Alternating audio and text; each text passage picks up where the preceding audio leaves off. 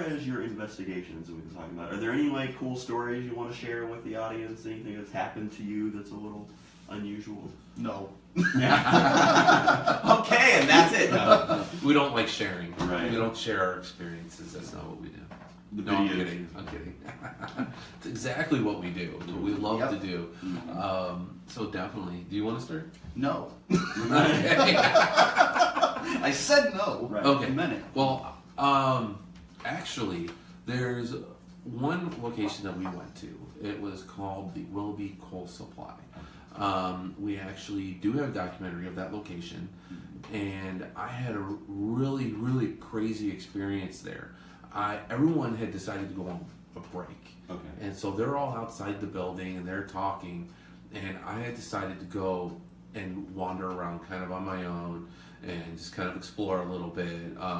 And our camera guy came with, and he's exploring the one part of the back room down by where there's like a tow motor and everything back there. And I'm just walking down this hallway, walking actually straight towards our camera, and all of a sudden I hear this crash sound.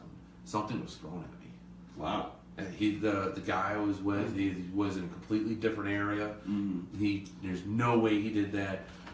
We could not explain what it was, where it came from, or anything like that. And you actually see me kind of hobbling down. It was very soon after I had back surgery, so I'm kind of like hobbling down. and all of a sudden I was like, "Whoa!" I'm like, "Did you do that?" And it was like seriously one of the craziest experiences. I mean, when you have something thrown at you, you don't know what the intent is at that time. You don't know if something's just trying to get your attention. You don't know if something's trying to hurt you. You don't know what's going on. So you immediately go into defensive mode and trying to figure out what's going on around you. Right. See, I thought you were walking funny because you crapped your pants from being so That would have been me. Yeah, that's what I was thinking. No, it's sneezes in the Randolph County for everything. That did get you pretty good. I had a personal experience at Willoughby Coal Supply too, but I know that I think you and I had shared probably a more intense experience together than the one I had there by myself. Oh, with the EVP? Well, that would probably be a good one. I had one in my mind and now it just kind of left. No, so messed them up. I guess the EVP is the one we're going to go with. Well, maybe we will. No, what was it? Darn it. It was pretty recent, I thought. One of our more recent ones. Did it ran off? Hmm. I'm trying to think of where it was, where we had that experience. What happened? I'm drawing a blank. What happened? I just forgot what it was. Oh. Well, what's the EVP thing that you guys? Oh, well, Eric, with these RT EVPs, he is awesome. He hears these EVPs, more than I think than anyone. Maybe because he has more experience using it, or maybe it's because like Amber, she's sensitive. I'm an empath, so we're both kind of paying attention to what we're feeling as we're walking through. Right. And Eric, he's just normal, so he just walks through and he's actually Right. listening. Right. No, I'm joking, but seriously, I don't know if that's what it is, but he has a great ear when we're out investigating, and we were going up the stairs to the top floor of the coal supply. Oh yeah, that was a darn good one. Oh man, I walked ahead of him. I'm on the other side of the room, and he asked me if that was me, and I was like, "What?" Mm-hmm. I'm like, "What are you talking about?" And so that actually is one of our best EVPs, I think. Yeah, it was really cool because we were talking back and forth, Shawn and I, and he had got to a certain point and said something like, "Why are these chairs here?" Mm-hmm. And what appeared to be a voice coming through intelligently said, "Why?" Almost like it was trying to ask Shawn why. You know, Right. we're like, yeah, why is it there? And to me, it just sounded like a breath at first. Mm-hmm. Because you're not listening for any particular type of sound. You're just listening Right. when you're there in the moment. So you don't always hear exactly what's said. Right. So you don't even try. You're just like, "Hey, was that you?" Mm-hmm. You're trying to call it out to make sure that nobody there said something. And Why? Right. So, yeah, it sounds just like that. It's crazy. Right. We would have to shut off the camera, and I'd have to think through every investigation that we went to. Right. I can Well, go through I mean- a couple because I mean this is just like some of the coolest stuff. Right. And to me, these experiences, these types of experiences, are exactly why I do this. And it's from experiences that I had before where I couldn't explain them before, and now I have a better understanding. Right. Because I mean, the fear that you have, and now to me, it's just amazing to know what I do now and to be able to do this. And you guys can check out them, of course, on YouTube to see the videos they're talking about. I'm sure you'll see what he was trying to talk about before I just remembered You just go for it. I just remembered it. Shawn and I were at a private home Oh, okay. in Coshocton, Ohio. Okay, so sorry. That's but all right. I just now remembered it. Yeah. So at this home in Coshocton, Ohio, we had heard a loud, like, bang noise. Very loud, like something the size of a dresser just lifted up an inch off the floor and dropped. Right. So Shawn and I quickly ran in there to check it out to see what it was. When we got in there, we didn't see anything, but my personal experience in that moment, which the camera didn't capture because it wasn't on, was that I just got hit in the face with a cold breeze. And my hair stood up on its end, and I had what they call goosebumps, which isn't uncommon during an investigation to have those things happen. And it just hit me, and I said, wow, Shawn, we got to stop right here. Something is not happy with us at the moment. Right. So we apologized. We said, man, we're very sorry that we didn't introduce ourselves, but this is who we are. This is what we do. This is what we plan on doing. We hope that's okay. And everything changed. Like in a positive way. Everything kind of changed. It felt better, Shawn. Oh yeah, the vibe, the entire home changed.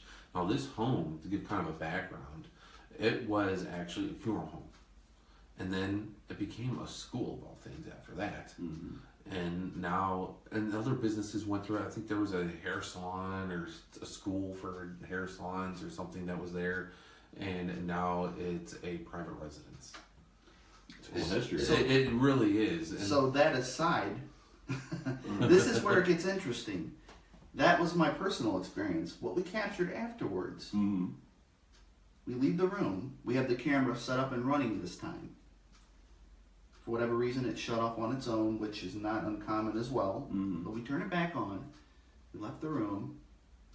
It started to move all on its own. The camera? The camera moved on its own. And we captured that. Yeah, it's literally it moves. It goes, and you can hear it move. It goes, and it goes, and then again. Very quick, sharp movements. So we captured that. You can hear the sound, as Shawn said. It's in our most recent upload. We made reference to that clip once more because we felt it was so compelling that we needed to share it again. And what's the video called that it actually appears in that we're talking about? You said the Coshocton home, It was camera moves on its own, then EVPs are captured, which is my second point. Okay. We left the room. I would say probably, I hate to say, it's like a half hour later, in completely separate areas of the home, we captured EVPs. Now, one camera was downstairs, one camera was upstairs, completely opposite ends of the home.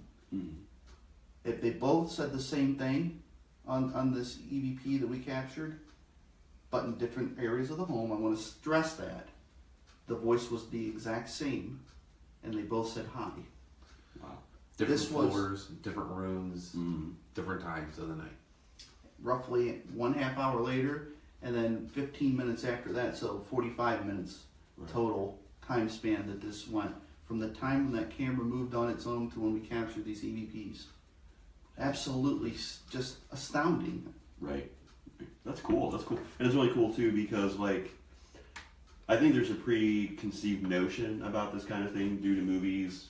Not anything against the movies like The Conjuring and A Haunting in Connecticut, where they're expecting ghosts to show up and you get slimed or whatever with ectoplasm, but it's more like these subtle things are what really you guys are looking for, and hoping to catch, I should say. Absolutely.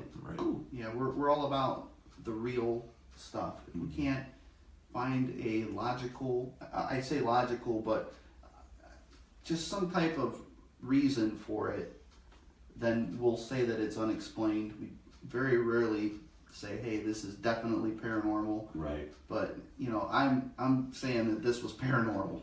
It was beyond normal explanation how this all occurred. Awesome.